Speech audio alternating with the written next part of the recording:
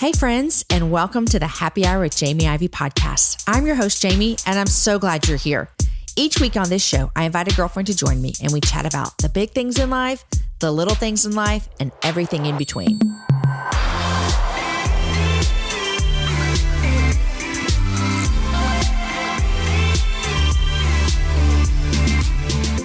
Today's show is brought to you by Panama City Beach. Are you dreaming of a beach vacation? Get away to the sugar white sands and turquoise waters of Panama City Beach, Florida. You'll discover endless family fun, heart-pounding thrills, eco-adventure, and romance. So make it memorable. Make it yours at Panama City Beach, the real fun beach. Plan your escape today at visitpanamacitybeach.com. Friends, happy Wednesday. We sometimes call Wednesday hump day because we got to get through the weekend, but I think Wednesday is happy hour day. I hope that every single week when the happy hour drops that you look forward to it. Today we have such a great conversation for you. I'm happy to introduce you to my friend, Kim Lewis. Kim is an Austin native living in a tiny house, no lie, with her husband and her cute daughter, Sunny Jean. And they have a baby on the way too, which is exciting. Kim is the little lady with big ideas. She's best known as the lead designer behind ABC's Extreme Makeover Home Edition and founder of Kim Lewis Designs in Austin. In 6 years with Extreme Makeover Home Edition, Kim designed over 120 homes in 43 states. You guys, that is a lot of homes in 6 years. Kim creates beautiful spaces, and I will share all of the goodness with you in our show notes. Today on the show, Kim and I talk about some of the pains that she has walked through. She's walked through the loss of her mom as a young child, a difficult relationship with her dad, and the shocking end to her first marriage. Kim has experienced a lot of difficulties, but God. Kim is full of light and joy as she talks about the wildflowers popping up in the dry places of her story. God kept Kim in the hard times. You're going to want to lean in, slow down today, and take in the beauty of Kim's conversation. We are about to jump into the show, but I have something super exciting to tell you today. It's also a favor, if I can tell you something exciting and a favor. You know, I've said before that we love making the happy hour just for you. Like we think about you, the listener, with every single show. And we want to make sure that we're always giving you the best content and we want to listen to what is important to you. So we need your help. We have a survey and we would love for you to take the survey. It would help us out so much. And so if you're a fan of the show and you think, I want to tell Jamie what I love or what I want, this is your chance. Go to jamieivey.com/survey. That's jamieivey.com/survey. So when you complete the survey, we have an awesome gift for you. So I told you I had something for you. If you would give me your survey results, I'm going to give you everything that our Patreon community gets during the month of September for $1. Normally, you can be a Patreon friend for $9, and we're going to give it to you for $1. You guys, I love our community on Patreon. And if you're not familiar with what Patreon is, feel free to go check it out at jamieivey.com/Patreon. Basically, I'll give you the rundown, the little elevator pitch for it. It is a subscription membership site, which means when you join our Patreon page, you get extra happy hour episodes every single month. And we have created some phenomenal episodes in this past year that you're going to want to get. So we wanted to make this possible where you can try it out. So when you complete our survey, you're going to get to join Patreon for $1 for the month of September. This way, you're going to get to see the fun that we have over there. It's going to give you a little test run to the party. And I have a suspicion that once you join the party, you're not going to leave. So it's so much fun. But maybe you're already a Patreon member, or maybe you just think it's not that big of a deal to get extra shows. I still have something for you and for everyone that completes the survey because we really want all of your feedback. Maybe you're on a Dave Ramsey budget and you cannot do the $9. I get it, and I do not want you to. But I want you to try it out for a month for $1. And I also want to give you a gift that you can use. And that is a coupon code for our store for free shipping.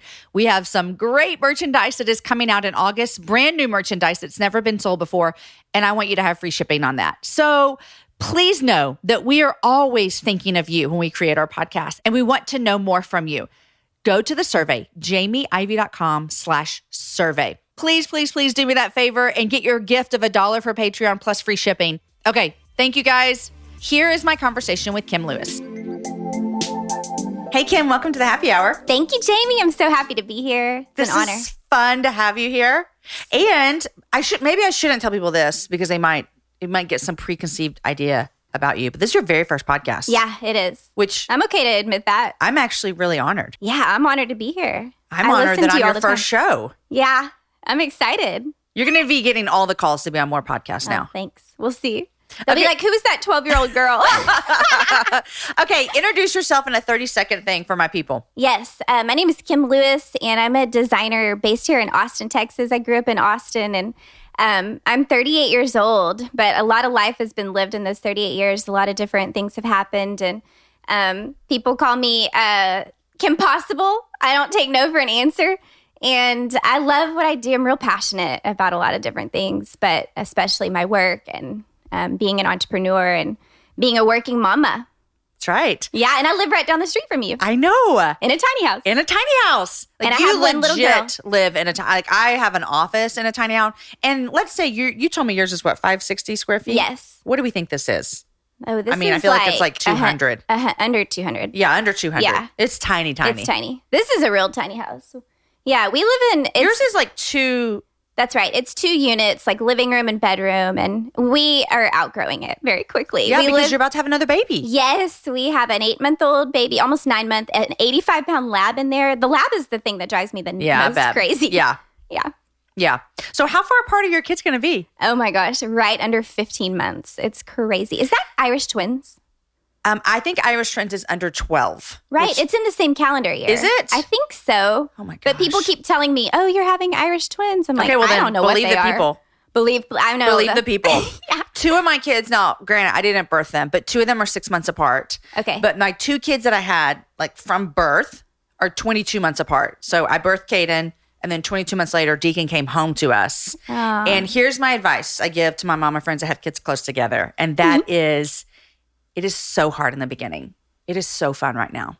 Yeah. It is so hard in the beginning. It is so fun right now. When they get older and they're buddies and you're doing the same things. Yes. You're like, I love this.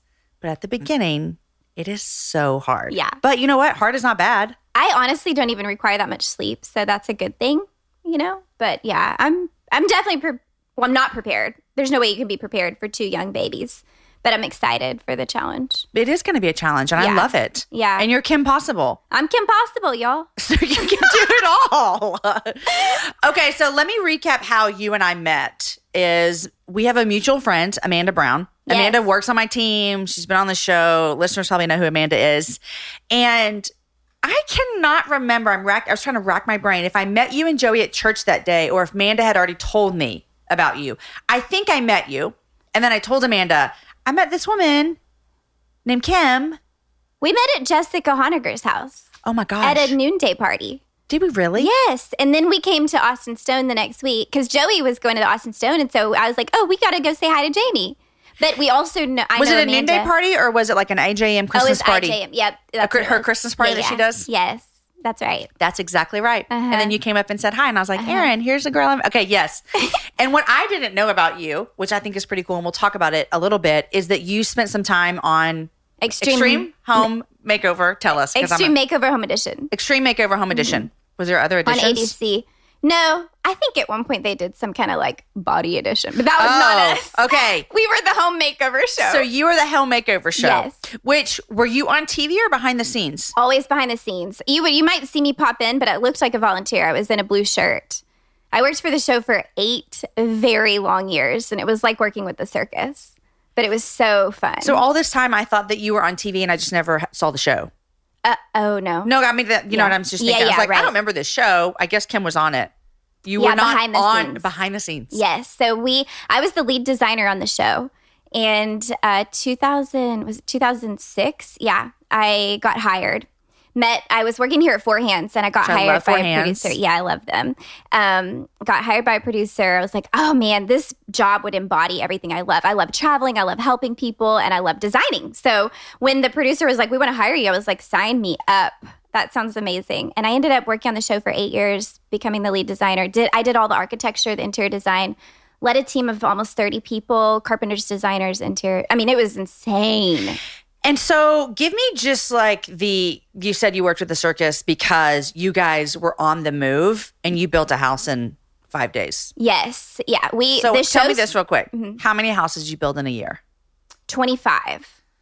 Yeah, about 25 houses. But then the producers got to a point where like one house in 5 days wasn't enough. So we had to add in a coffee shop. Or one time we built a tiger shelter for someone that had rescued cats from the circus, actually. Cats as in tigers or cats as in little bitty kitty cats? Tigers. You can have tigers in your house? I mean, we built a shelter for them. And I remember in a residential area? It was out in California in the desert. Okay. But I remember that day when we showed up at to surprise the family, we literally had shooters on the roof in case with like tranq guns in case a tiger got loose. This is not a good working environment for me. I would have been a disaster because I would have been thinking, A, the tiger's going to get me, or B, they're going to think I'm a tiger for some reason. And they're going to shoot me with that gun. It was insane. In that same episode, we did a little shelter for 69 venomous snakes. And so my team was responsible for figuring out how to like house the snakes in a safe environment. Well, we don't know anything about that. So it was fun because every episode was like the most ultimate challenge. And we had to dive into really be a chameleon and learn everything about whoever the family was. We helped a lot of families with medical needs. I forgot this was a surprise for the family. Yes. So they leave. Yep. And then it's like the OG. What are their names? Chip and Joanna do. Yeah, but wait. Oh, I mean, no. Can I say way cooler? No, you can say way cooler. But all I meant by that was the surprise factor. Yeah. Oh, yeah. Yes. Yeah, I mean, we would demo the house, and the shows claimed that we designed and built the house in 7 days. We actually built the house in 5 days, 106-hour build schedule. So everything I learned, and I'll tell y'all a secret, when they hired me, I had never even designed a room before. Okay, so tell me how you got that job, because this is what I think, is you just tell people you know what you're doing. Well, and you figure it out along the way. There is a factor of like fake it till you make it. Yeah. And I think attitude goes a long way. So I was working at Four Hands. We donated furniture to them. If you're listening, you don't live in Austin, it's a furniture store, right? Yeah, but furniture importer. Yeah, okay. Yeah, they supply to like some of the big box stores. So I was working there. We donated furniture to the show, and I stayed up all night working with them because it was so fun. And I honestly think that they just saw how much energy I had, and they were like, "We don't need to feed this girl Red Bull." So, in my drive, yes. And so I threw myself into it, and then the next day, the creator of the show came to me and said, "We want to hire you this summer." Well, that was like February, and this time passed, and I didn't expect to get a phone call back, but I did. And the day I got the phone call was on my wedding day when I was marrying my first husband. We might get to that. We'll get there. Yeah. So I was literally walking down the aisle and got a phone call from a producer in Hollywood who, this is how they all operate. "We want you to come work for us, and we want you to be here tomorrow." Are you serious? Dead serious. And I was like, I'm literally walking down the aisle in 5 minutes. When I tell people the story, they're always like, "Why did you even have your phone on you?" It was a BlackBerry. Well, I was actually wondering, like, why did you answer the phone? Yeah. Well, it's because I was in this villa. We got married in Austin, and I was in a weird room, and my dad couldn't find me. So all the people downstairs were waiting, and it was really awkward. And like, where did the bride go? And my dad is like older, and he just couldn't find me. So I looked at my phone, thinking like, where is he? Yeah. And that's why I looked at my phone. Oh my gosh. Yeah. So that's completely normal. Hey, we want you to be here tomorrow. 100%. But I told them I'm getting married and going on a honeymoon. I'll call you in a week. And when I called them back, I had to like tell them what I wanted to do. And I said, we're going to do it. I prayed about it, and I felt like the Lord was leading me to take the risk. We literally, within a week of getting married, I was gone to my first episode in Alaska. Was this the beginning of the show, or did you come in? Okay. This was season 4. Okay. So in total, there was 9 seasons. And so I did season 4 through 9. Okay. Mm-hmm. So your first home is in Alaska. Yeah, my first house we built was in Alaska, and the sun didn't go down. So, and here I was, like little bitty kid. Perfect environment. I know, exactly. You don't even need generators, for the middle of the night to keep working. But I'm just like, at this point, this little bitty Kim who had grown up in the Bible Belt, like I had grown up as a believer, and this was my first real push and exposure of the real outside world and getting challenged in my faith. And I remember this producer walked up to me on that first week and was like, "If you think this is some mission show, like, or you think we're helping people like a church, you're all wrong. This is a television show, and we're producers." And I always wore boots. I stomped my little boot and was like, "You're wrong. I'm going to prove you wrong." Years later, he admitted he loved that feistiness about me, and he ended up seeing like all the good that we were doing. It was a mission field. Yeah. 100%. Yeah. Well, you keep calling yourself little. You need to tell our listeners because they can't see you. Like, you're like little bitty Kim from Austin. Yeah, I'm 4'10" and a half. Yeah, my license says 4'9", and I argued with the lady at the DMV. Like, can you just add an inch in there? That's why you wear your boots, girl. I never leave my house without heels on. How tall is Joey, your husband? He's like 5. Well, he'd say he's 6 foot. But he's like just under. Okay. It's a good height. Yeah. I unfortunately never liked short guys, and I was like their only chance in school. Go get Kim. She's shorter than you. Yeah. Has your shortness ever bothered you? No, it really hasn't. If I let my physical, if I let that bother me, it just would be such a tough life. Yeah. I hear all the short jokes. Yeah. And I just laugh at it. Honestly, I don't think it should bother you by any means, but I could see how anything that makes us feel like we might be quote unquote different could bother us. Where do you think that, no, you just were so confident, like, no, of course not. Where does that come from? My mom and dad were really good at instilling that in me, and never letting. My mom always taught me you can be anything you want to be. And I hung on to that because I lost her when I was 10. And so pretty much anything my mom told me, anytime I got with her, I clung to. Yeah. So I think I get that feistiness from my mama. She was very little too. And she set a good example of like, she was passionate and sweet and kind. And so I just think of her and I don't think of like how little I am, She'd be so proud of you. Thank you. I miss her, especially now that I have Sunny and a daughter. It's like but I feel her back with me. It's so cool. Yeah. It's so cool. Okay, so we're going to talk all about your life growing up because I think it's such an encouragement to women. But I did not know that about your story with Home Makeover. Yes. And just getting the call and going and then being with them for 5 seasons. Tell me the coolest story that you have from your time on the show. There's so many, Jamie. It's insane. But I go back to my 3rd episode in Lincoln, Nebraska, and I was in the house working with this carpenter. He and I were having this great conversation about the Lord, and he was like, "I'm just so surprised someone from Hollywood is a believer." And I was like, wait a second. Pretty sure I stomped my boot again. I was like, wait a second. I am not from Hollywood. I'm from Texas. And he said, "Oh, I just really want you to meet my wife. Can I bring her back tomorrow?" So I said, of course. Next day comes, I go outside. He said, "My wife is here." It's construction chaos. Like you have to imagine like equipment, beep, beep, beep, just so loud. And I walk up to her and she's completely blind, which, it just took me off. I just wasn't expecting it. Sure. And she put her hands on me in the middle of all the chaos and said, "I see you surrounded by a pack of wolves." And y'all, it's like when someone that's blind says, "I see something about you, around you," like you listen to that. And I felt the Holy Spirit in that moment. She said, "May I pray for you?"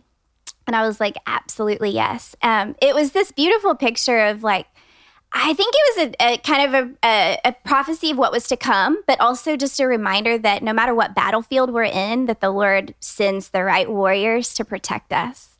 She saw something I didn't know and see at that time. Yeah, without her earthly eyes. Without even being able to see. Yeah. It was beautiful. And was he just a volunteer? Is that how you guys worked? Yeah, I don't even remember his name. I'm sad to admit that. But there were so many people. Yeah, Yeah. I ended up doing 126 houses across 46 states.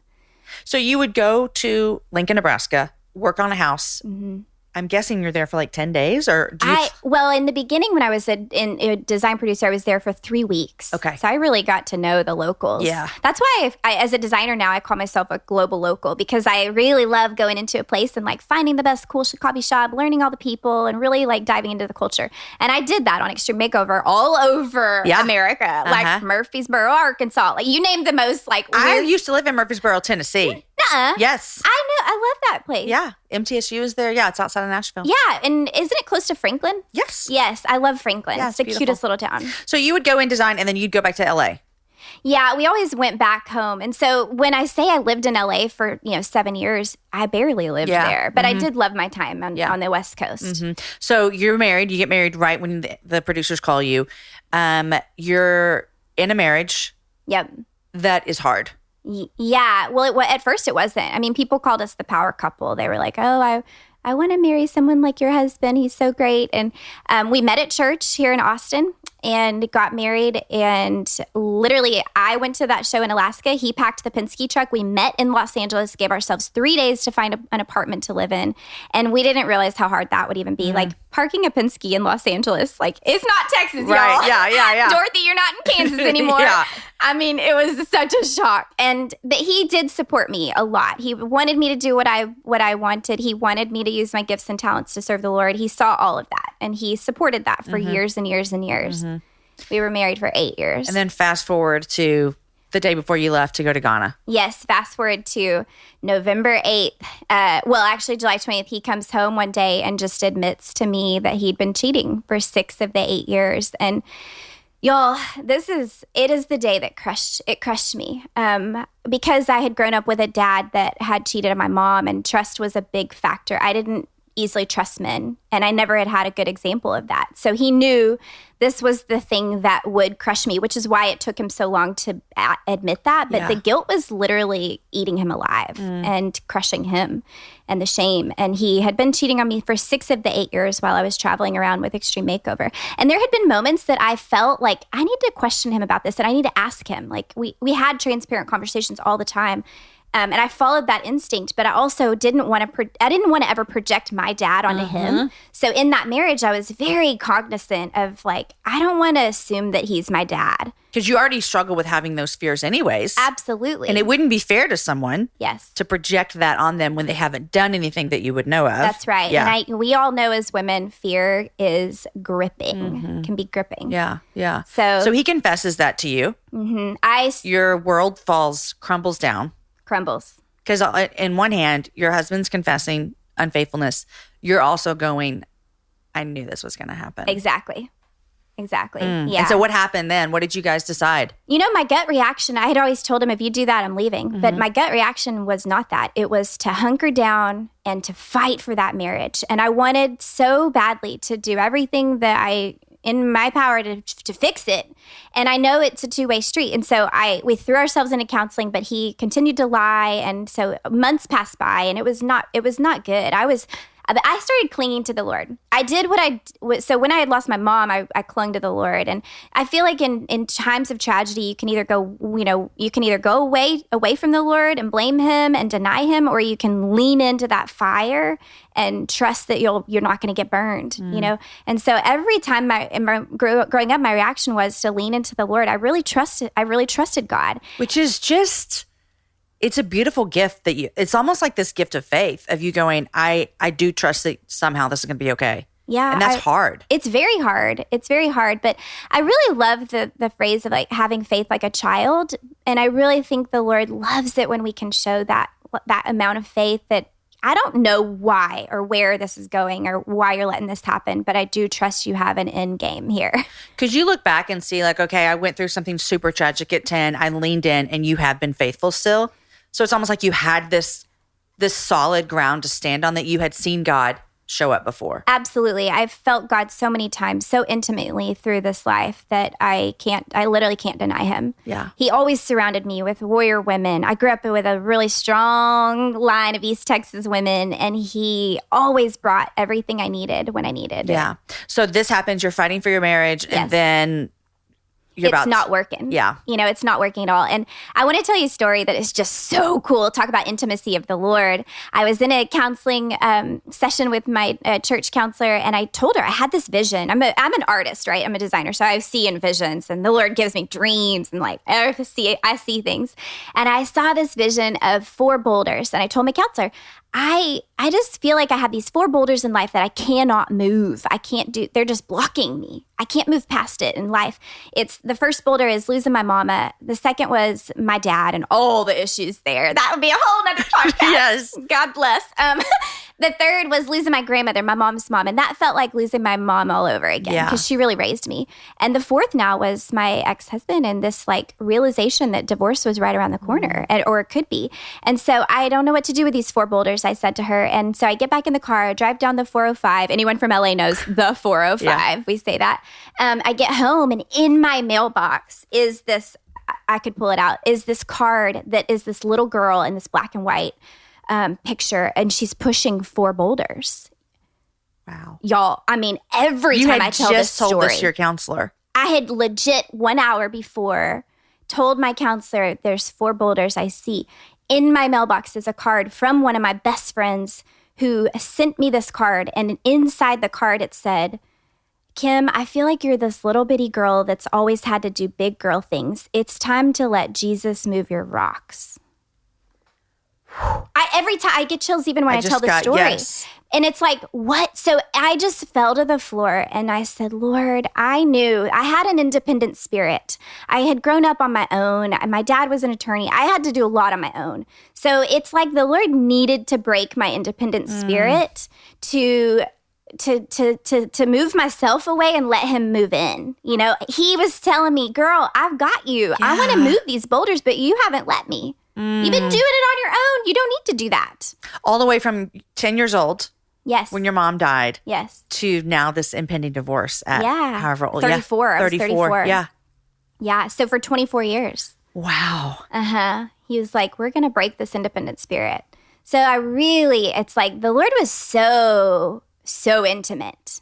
I mean, I want to encourage listeners to just lean in and listen because the Lord loves to speak to us. He loves to give us little Easter eggs. So this is happening. You're dealing with this, but you're about to leave to go on a trip and your husband says, I want a divorce. Yes, November 8th, which was my grandmother's birthday. I'm at this point in the marriage, I know that things are really not working and he's not trying. I'm trying really hard and he's not. And so I decided I want to go to Ghana. I had been to Ghana. This was my 5th time, I guess. We had built an art center there right after Extreme Makeover. When you say we, we. Who do you mean? Yeah, that's a good question. It's a very small group, a couple of designers from Extreme Makeover, and then a couple of nonprofits that I've partnered with. So one is called Art Feeds, and they really work to get art back into school systems for children. Because as we know, art is going out the window. Yes. And it's like, no, algebra, step back. Right. Step back, algebra. We need some paint, you know? Yeah. And there's so much power in that for children. And I know that because my healing tool for grieving my mom was always dancing, painting, art. Yeah. Mm-hmm. I needed those things. Yeah. And so I know the value in that. So I ended up working with a nonprofit. They asked us can you come to Africa to design this art center for children that have been rescued from trafficking. Wow. And I was like, absolutely. I had always known I would work in Africa. I'm weird. My family is like, they all stay in Texas. I'm and you're traveling the world. Yeah. Yeah.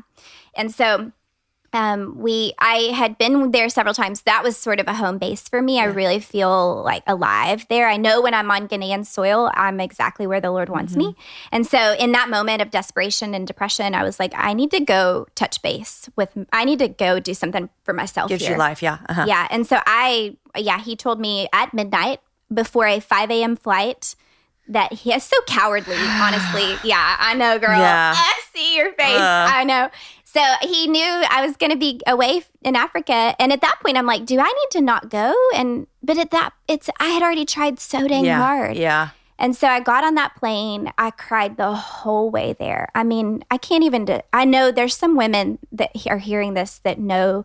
I kept describing the pain of this time as though I was on this stainless steel surgical table and all the bright lights were looking at me and someone had cut me open and all my guts were on the table and everybody was looking at it. And the pain, I felt everything so dramatically. I felt everything. Yeah. And the pain was very real. Even the flight attendants were like, "Are you okay?" I'm like, "No, girl." You don't even want to know. Yeah. So I go to Ghana and it's like, I just got there and the Lord gave me words every day. He would give me a word and he would affirm it. And I felt so close to him. The first day, the word was hope.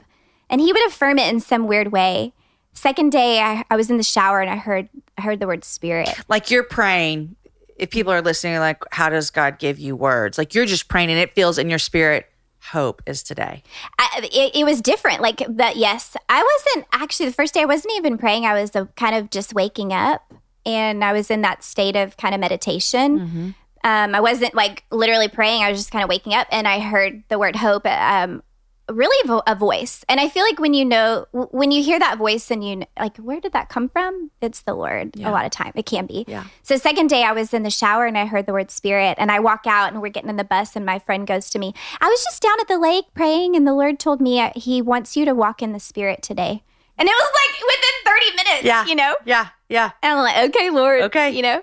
The last day was the word that was like, oh man, I heard the word family. And that one just, It honestly made me angry. I was like, what does that word even mean? I don't have a family. I mean, you have to remember I grew up without a mom, and I don't feel like I have much of a family back at home. And the few that I have, I love, right? But I don't have this big family. Yeah. And I thought my ex-husband was my family. I thought we were about to have a family. I'm 34 at this point. I'm thinking like we were going to have to start a family. Yeah. Or I'm like, is the Lord telling me I need to move to Ghana? Is this my family here? Yeah, because they feel like family. So I wrote the word in my journal, shut the journal, and got back on the plane. Didn't understand it. I'm at customs in LA. Like fast forward the next day, flight back. I'm in customs. I get out. The phone rings, and it's my dad. And you have to understand at this point, my dad and I don't ever talk. He never calls. If he calls, something's wrong. You don't have a relationship with him. I talk every couple months, just to make sure he's okay. Yeah. So when he calls, I'm thinking something's wrong. Right. I answer. And at this point, months had passed by, and I didn't even tell him what was going on in the marriage because why would I want to talk to him about that? Yeah. He did this to my mom. And so I said, what's going on, Daddy? And he called me kind of frantic. And my dad's very chill. So he said, I just woke up and had a dream that you called me crying. What's going on, Kimbo? Mm-hmm. And when he said that, I knew it was the moment. The Lord was like, you need to tell him. Even though I'm in this chaotic airport, I said, well, Daddy, our marriage is not going good. He cheated on me. And so he said, okay. And I said, oh, I'm sorry, I got to go. I've got a taxi coming. So that passes. The day passes. The next day, it's a Tuesday. And what did your dad say? Well, he was like, I'm so sorry, barely said much, but was like. Because y'all don't have this relationship. You're not looking for anything from him. Nope. Yeah, you're just like. Literally informing him. Yeah. He didn't even know I had gone to Africa unless he was checking Facebook. Yeah. And so I get home, and the next day, it's a Tuesday, and he calls me and says, Kimbo, I need to tell you something. And I'm 34, and I have waited for this moment my whole dang life. And he goes, I need to tell you I'm sorry. You're talking about one of the most prideful people that I know. And he broke down and said, I know I haven't set a good example for you. And I fell physically to my knees. And I said, Daddy, I've needed to hear that for so long. I've needed to hear that for so long. And he said, I'm really sorry. And right then, I knew why the Lord had given me the word family. I needed to fix things in my own family before he could move forward with what was ahead in my life. And I knew I needed to forgive my dad. I had tried, but I wasn't giving it my all. I wasn't really loving him like Jesus loves him. And so I can look at this relationship and say I'm grateful for it because I have an illustration here on earth that really points to the way Jesus loves us despite our mistakes and despite our behavior. So I'm grateful for that. But it's still a hard relationship. Anybody that has a relationship like this that's listening, like, it's a daily thing. Yeah. Did your dad cry? No, he can sometimes. Yeah. He's one of those that like cries when the Cowboys win. Yeah, I get it. I'm with you. Got it. And so you're dealing with this healing, which I just listened to a podcast just yesterday, and I think you would really like it. It's on Annie Down's show, and she interviews Louis Giglio. Do you know who Louis Giglio is? Yes. Love the Giglios so much.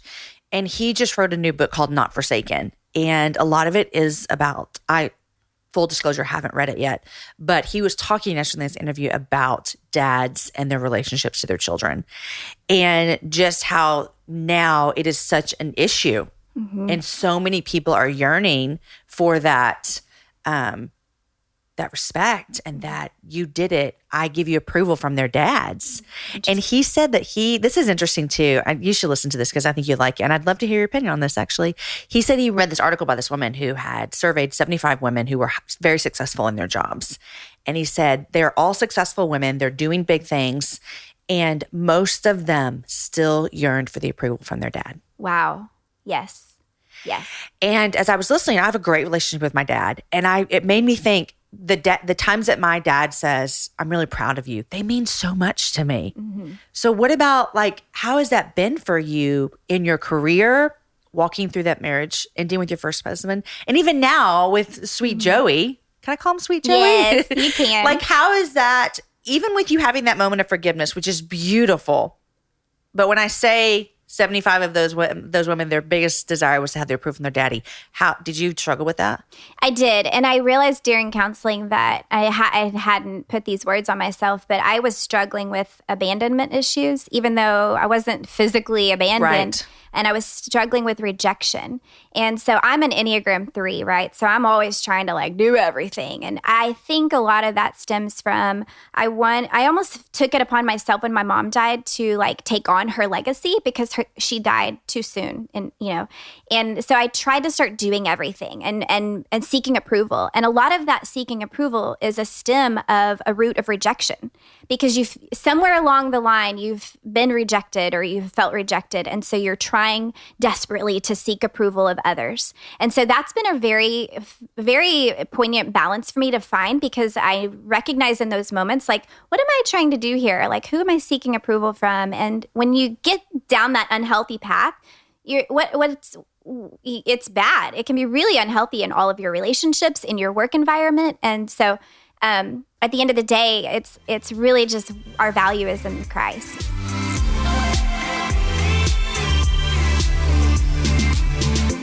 Okay, guys, I know you are loving my conversation with Kim, but I want to take a small second to thank our sponsors for today because they make the happy hour possible. The first people I want to thank are Rothy's. It is no surprise that Rothy's has over 1,000 nearly perfect reviews. They are stylish, they're sustainable, they're comfortable, they're washable. Basically, you guys, they're the perfect flats for life on the go.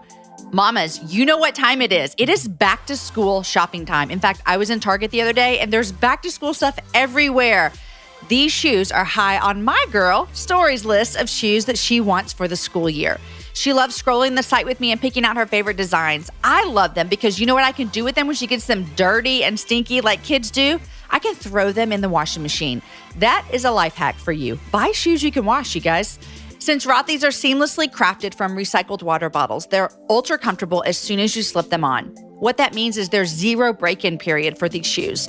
Better yet, Rothy's are manufactured in a zero-waste factory, and they ship directly in the shoebox, so there's no unnecessary packaging. Rothy's always comes with free shipping and free returns and exchanges. No risks, no worries, no reason not to try. You'll quickly discover why BuzzFeed called them their forever shoes. I like that they're durable, comfy, and stylish. Check out all the amazing styles available right now at rothys.com/Ivy. That's IVEY. That's my last name. Go to Rothys, ROTHYS.com/Ivy to get your new favorite flats. Comfort, style, and sustainability. These are the shoes you've been waiting for. Rothys.com/Ivy. I want to thank our second sponsor for today's show, and that is ZipRecruiter. You guys know that I have the best team around and would be so sad if I had to replace any of them.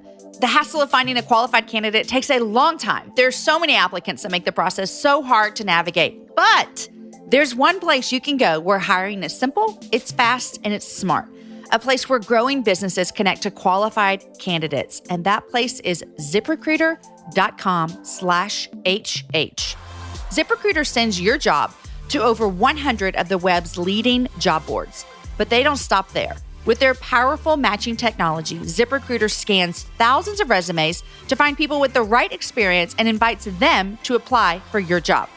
As applicants come in, ZipRecruiter analyzes each one and spotlights the top candidates so you never miss a great match. ZipRecruiter is so effective that 4 out of 5 of employers who post on ZipRecruiter get a quality candidate through the site within the first day. Right now, all of you guys who are my listeners can try ZipRecruiter for free at this exclusive web address, ZipRecruiter.com/HH. That's ZipRecruiter.com/HH. ZipRecruiter, the smartest way to hire. Okay, you guys, here's the rest of my conversation with Kim. I think that was one of the things that Louie was talking about is that we all have this approval from our Heavenly Father that doesn't matter what we do, what we don't do. It's there, but we're also human on this earth. And so we do have this yearning for that. And I find it interesting, like when I'm listening to you and I remember hearing that conversation with him yesterday, and then knowing that you're an Enneagram 3, it makes me feel as though there were probably times that you're like, you're not getting it from your dad. So you're going to get it anywhere else that you can get from your colleagues, from the world, whatever. That's right. Because you're going to get the approval. Yeah. Yeah. Because you're going to work hard Yeah. in your cowboy boots. Yep. Kim Possible is coming through. That's right. Yeah. Unfortunately. Yeah. Yeah. Yeah. But then you have to realize that you can't actually do that. No. Yeah. That's right. Yeah. And what is the motivation there? Yeah. Okay, so you come back, and I don't even know the answer to this. What are you doing in between home makeover, walking through hard marriage, divorce to now? It was a very tricky time because I had been so needed in Extreme Makeover, and I was the leader, and I went from like that, having what felt like 25 kids to... I was trying to find my way. What do I do now? I started designing some homes in LA for celebrities, and that just didn't sit right because at the same time I was fundraising for these kids in Ghana. And I'm like, I don't really want to buy that $7,000 backsplash for you. Can I just send that to Ghana? Right. I mean, it was like a conflict of my heart. Yeah. So I got out of that world. I moved back to Texas because it felt, at that point, we weren't officially divorced yet. And I was still kind of holding on and trying and just waiting patiently. I felt like if the Lord wants to fix this, he'll fix this. So I moved back to Texas. I had started my own design company, Kim Lewis Designs. And my first house that I designed actually was for Jewel, the singer-songwriter. And I love her. She's like... She lives here in Austin? No, she lives in... At the time, they had a ranch in Texas. Okay. You can tell us all where it is. She doesn't live there anymore. 27-3 Ranch Road 12. Exactly. But it was cool to be able to start working with her because she was a really strong woman. And so I started doing my own company here. But it was slow, and I didn't really know quite what I wanted to do. But it was a very dark period. I had lived in Venice, California, near the canals, this cool hip area. And now I was living back in my sister's house, in my niece's, preteen Minnie Mouse room in a twin-size bed. I mean, I felt your world stripped. Yes. And I love my sister, and I'm so grateful they provided everything. But this was a hard time because you have been lead designer in Venice, California, traveling the world, and now you're in Minnie Mouse sheets. Yeah, exactly. Yeah. Yes. Yeah. Yeah, but I will tell you, in those Minnie Mouse sheets, those nights I cried myself to sleep, there was one night I literally felt the embrace of Jesus' physical arms. And it sounds so weird, even in that moment, I was like, what in the world just happened? But I felt he was so close to me in that time. And I also a lot of the way I started healing was to really serve other people, because it started taking me outside of my situation and my circumstances. And really, I started coining a phrase that I wanted to live like a wildflower and pop up in the really hard places. And once I started letting the Lord do that in my life, it became less about poor me and more about how is God going to be glorified in this valley? Kim, this is so intriguing to me because when I sit across from you and I hear you talk about all of the hardships that you've walked through in 38 years, where does that come from? That you're in the middle of your lowest season and you say, God, I'm going to be a wildflower. I'm just going to do what you want me to do and you can get glory. Because I know you also you're hurting deeply. Very deeply. Is this from your faith? Is this from you're a strong woman? Is this from I'm going to prove people that I'll be okay? Where did that come from? The Lord gave me a big old heart, and I really love people. And so I felt in those times when I was able to maintain that position, the Lord would just fill me up so much. Yeah. And that sounds kind of selfish because it's like, well, what, you're helping other people so that you get filled up. It was more about, I feel like I see people take their circumstances a lot and they become victims of them. And my sister taught me, don't be a victim of your circumstances. Because when you go down that victimized path, it's very dark and lonely. And quite frankly, it's of the devil. Like it's not for Christ. There's nothing that leads to pretty. It's not pretty. Yeah. That path is not pretty. I've done bitterness. I've seen all that. So I'm not saying I was a wildflower all the time. I had the dark moments. I remember walking to a gas station and like kind of being semi-rude to someone who worked there because I was having a bad day. Yeah. And it's like, why? No. Yeah. I quickly corrected myself. Like, no. And so I think at the end of the day, it was about not being a victim to my circumstances because that felt dark to me. And the times that I let the Lord use me as a wildflower, that felt right. And he filled those times up. Yeah. Well, I think that's a huge encouragement. And that's what I was getting at is that we're all going to have the moment of sleeping in the Minnie Mouse sheets. I mean, it's just, it looks different, but we all have it. Yes. Like this lifetime is full of hardships. Yes. It is a given. And we have an opportunity. That's right. With what we do with it. I mean, I'm talking to my kids about this all the time. Like you actually have a choice. Yes. And neither one of us are minimizing any of the hurt and pain. Nope. But we are, and we're not even minimizing that you didn't feel hurt in that moment. Mm-hmm. Of course you did. Mm-hmm. But I'm super encouraged by what you're saying is that I did feel hurt. I did feel pain. It's the lowest time of my life. Mm-hmm. And I said, I have a choice. Yes. I remember the pain was so deep. I remember this illustration, and I hope listeners will even try it if they want to. But I remember laying in the bathtub, crying so hard. And I had all these fears gripping me. Like, I'm in this position now where, am I going to have a family? I didn't feel like I was. Am I going to be single the rest of my life? Maybe that's okay. So all these women, we can really be paralyzed by fear. Yeah. And I was laying in the bathtub, and I started out loud praying to the Lord of all my fears. And I started draining the bath water, and I pictured the water as my bucket of fears. Because if you think about it, fears can feel like you're drowning in them. You suffocate in fears.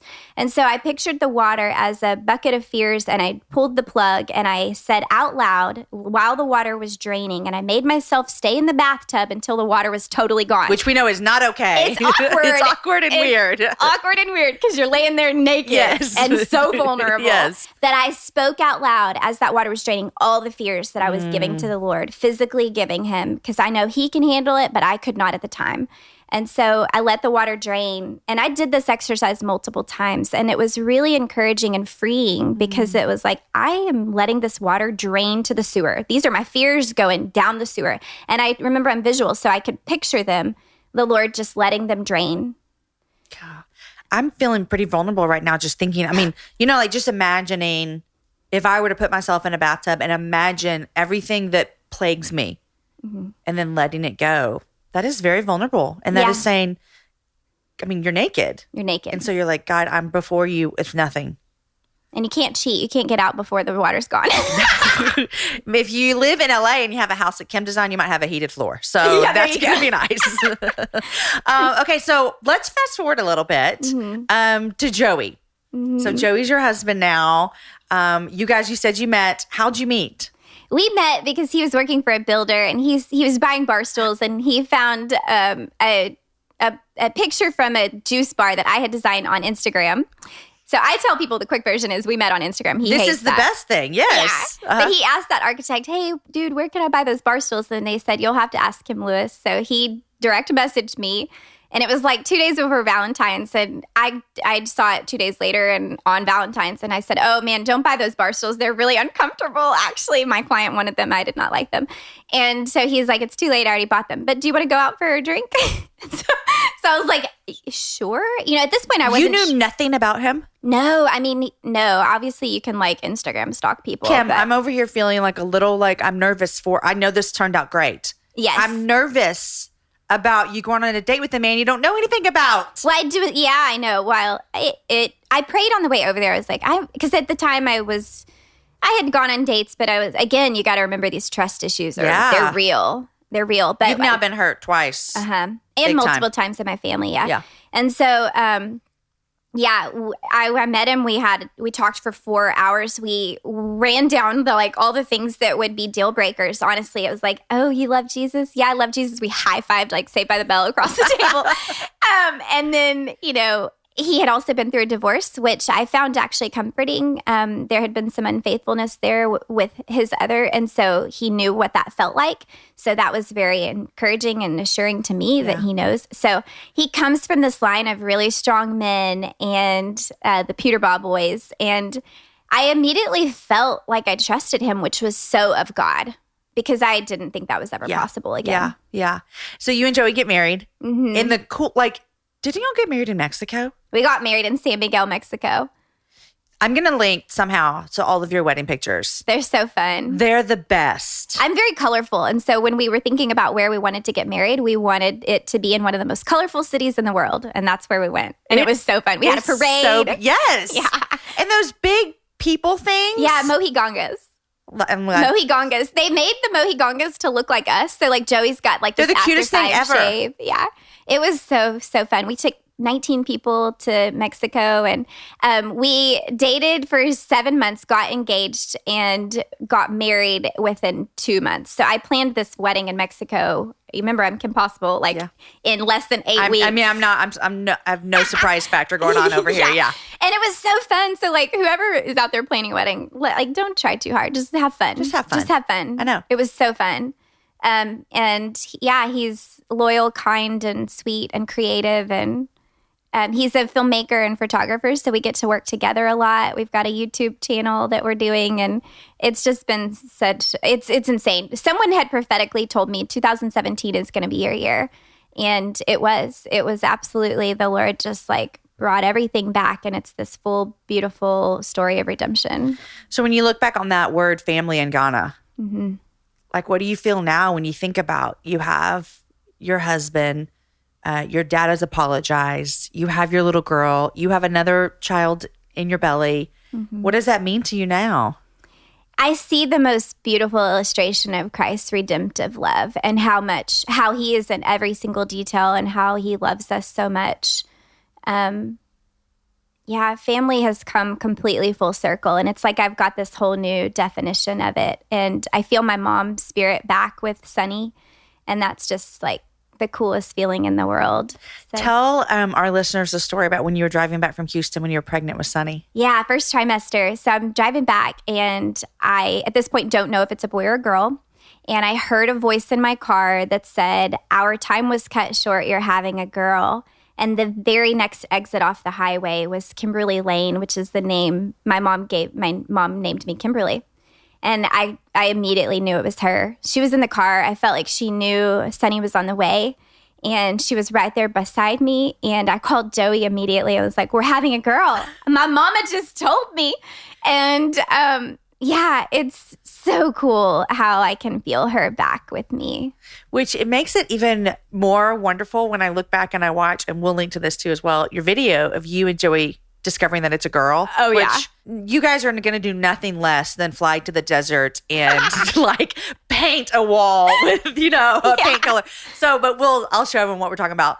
But it makes it even more special when I see that video now, because I've seen that video of you finding out, and you are you seem so excited, but there was something more there. And now that I hear this story, I'm going to cry just thinking about what you experienced in that car and losing your mom and then finding out there's a girl. Yeah, it was just so cool. And Joey was so convinced that it was a boy. He convinced me that it was a boy, because we both kind of wanted a girl, which obviously you're going to be so blessed with either one. It doesn't matter. But he was so convinced it was a boy that he was like, "We're driving to the desert. We're driving 4 hours to the desert to open a can of blue paint." He was so convinced. So we were shocked, completely shocked. Yeah. And so this story about the shoes. Can I tell that story? Tell it, please. Yes. Yeah. So go back. We're going to go backwards a little bit, if that's okay. Yes. This is pre-Joey. And this was back in the time when I really didn't think that I was going to have And you're family. already divorced. Already divorced. I'm single, and I'm kind of coming to grips with maybe I'm just the single girl.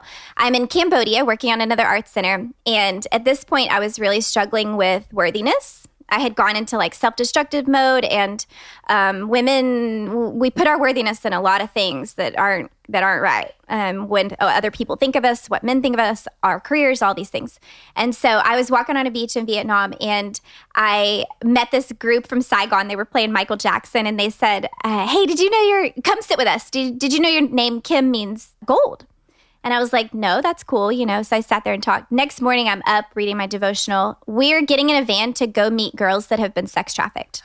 And at this point in my life, I don't feel worthy at all. I don't even feel like I'm equipped to serve anybody at this point. But that's a reminder that when we just show up, the Lord will use us in mighty, mighty ways that we don't even realize. We just have to show up. You were just faithful to what he asked you to do. Exactly. I mean, really, I was not ready to serve other people. And so I woke up, read the devotional. The verse was from Job, which at this point, everyone was starting to call me Job. Yeah. My dog had died. All these things were stripping away. And it was, "You will be tested and come forth as gold." I was like, there it is. When we say, I wish the Lord would just write it in the sky. Uh-huh. He did. It was "You are my daughter. I am the King of all kings, and you are worthy in me because I made you." And so he gave me this worthiness thing right before I was going to meet these girls that needed desperately to hear it. And so it was beautiful. And I'm there, like fast forward a few days, we're at a restaurant and I see these cute little shoes, baby shoes on a shelf. I picked them up. I said, those are so cute. Those are so cute. I need those. But at this time, I don't think that I even have a space. Like, why would I need baby shoes? Right. And my friend came by to pick them up and she's like, oh, I'm going to buy this for somebody else. I was like, nope. It was like a Confessions of a Shopaholic moment. I was like, nope, I need those. Taken. I'm going to buy those for myself. And what it was, y'all, was a tangible promise to myself that this dream is still possible because anything is possible in Christ. So I brought them home. They sat on my desk. And now Sunny fits in them perfectly. They're her shoes. And you have to send me a picture of Sunny in the shoes. I will. I will. I want to see it. So sweet. They fit her right now, and it's so cool. So I look at those shoes. You asked me about the word family. I look at those shoes, and the Lord has filled that word and given that word a whole new definition to the unimaginable places for me. He's in every detail. Yeah. Yeah. And he loves us enough to give us our dreams. That's what's so cool is he knows the desires of our heart. And when we just lean in and trust that he will fulfill that. We like to control everything. Mm-hmm. But in all this time, I've realized that if I can just remain as a passenger in my own life, I get to see out the window such cool things that God wants me to see. So I don't have to look ahead and worry about what's in front of me, what's down the road. I get to just look out the window and see all the beauty that he has for me. Yeah. I think my favorite thing about listening to your whole story today, and we could do 7 more episodes of your whole story. So of what we did today in 40 minutes, is that so many times I've heard you say, like, in the midst of the pain and in the midst of this, you knew God was there and you knew that he was faithful. And I think sometimes people would be like, oh, well, Kim can say that and she can say that now because she has a great husband and she has 2 kids and her career is great and everything's great now. But I want people to remember you said several times in the midst of the hardness, you still leaned into God. Even though you had moments where you're like, I'm self-destructive, I don't feel worthy. You're still leaning in. You're still getting in his word. You're still looking for signs. You're still listening to him. And so I want people to remember that you don't lean in and listen when things are good. You lean in and listen all the time. That's right. That's right. Because he will show up. Yeah. And in a way, those days filled with so much pain, I almost missed them because I felt so intimate with him. Everybody says that. Everybody that's ever been on this show that has walked through hard times says they were my sweetest days with Jesus. That's exactly right. Because we try so hard in our own flesh to do everything. And when we are literally on our knees, desperate, he's right there. Yeah. He's there all the time. Yeah. It's so sweet. Okay, so thank you, Kim. Yes. Oh my gosh. Awesome. I'm so thankful for you telling your story of faithfulness with God and trusting and leaning in. And I cannot wait. Are you going to find out the sex of this baby? Yes. How are you going to reveal this to the world? Because everything you do, Kim, I feel like it's got to be one step above. Oh, dear. Do you feel that pressure? Or did I just put it on you? Well, no, as a creative, you already have that pressure. Okay. So it doesn't matter. Yeah. Like, we're creative. We are going to Thailand in a month to build another art center, and Sunny's coming. Yay. So the Sunny and the baby is coming. So we're probably going to do something fun over there. So you'll know by the time you get there. Yeah, we're finding, the anatomy scan is the week before. So I can't wait. In a way, we're kind of praying it's a boy because I feel like the world could use another pewter bob boy. Aww. Like, I would love to raise a man of integrity. But either way, it's going to be amazing. Yeah.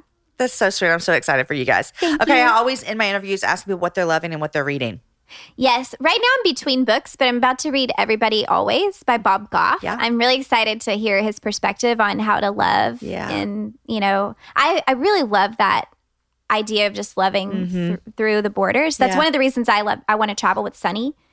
Is I want her to see people that don't look like her, hear people that don't sound like her, all of that. So loving beyond borders and cultures. I love the Enneagram. We just studied that in your Bible study, and it's been so cool. And especially as an entrepreneur and a leader, a manager, I'm getting to understand my team better because I know their Enneagram numbers, and that really is helping us learn how to communicate. So you're a 3. I'm a 3. Tell everyone with a wing 4. Wing 4. I still can't figure out what Joey is. Really? I think he's honestly a 3. Okay. But he's between.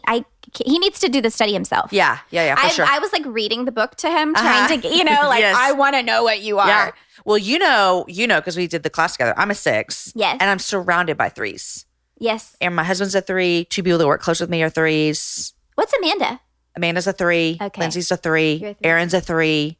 You are surrounded by 3s. Yes. Wow. I know. Well, one of the girls that worked with me the longest, and I love her so much, she's a 6. But I didn't know this until a couple months ago. Yeah. You know? Does it help you understand her more? Absolutely. And it was mind-blowing. I'm like, no wonder you're so prepared. She came to Ghana with me, and she had the flashlight and all the things that I didn't pack at all, you know? I was like, man, that now I so get funny. her better. And it's so cool. Okay, so you're a 3 wing 4. Yes. What else are you loving these days?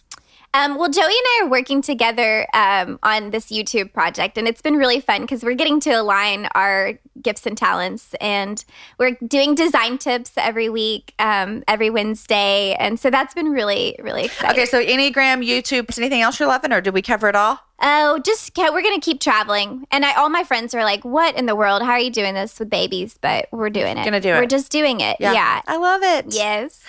Kim, thank you so much. Thank you. This was so fun. Thanks for I could talk to you all day. I know. Me too. But, it's the happy hour. Yeah, so, I know.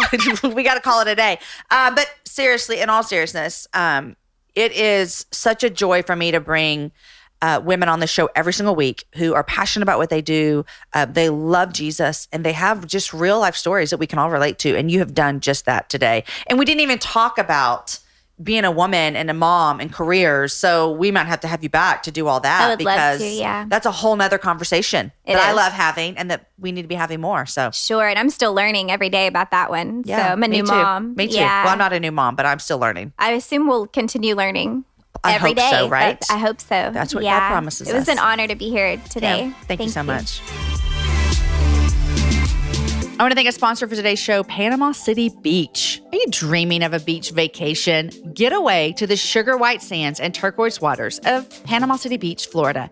You'll discover endless family fun, heart-pounding thrills, eco-adventure, and romance. So make it memorable. Make it yours at Panama City Beach, the real fun beach.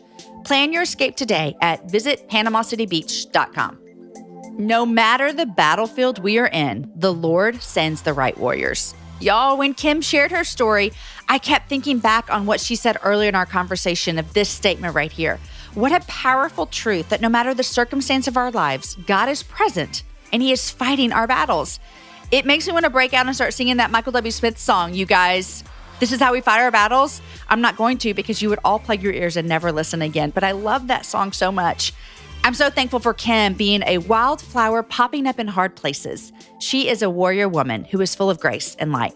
I hope you're inspired today to see God in your own hard places and to seek His face to forgive when you have been painfully wounded, just like Kim showed us how she did. Kim and her husband, Joey, have an awesome YouTube channel that they're sharing more of their story through and some design details that make a difference. Make sure you check out the show notes over at jamieivey.com to visit more ways to connect with Kim. Today's show was edited by Chris with Podshaper, and the music was developed for the show by Matt Graham.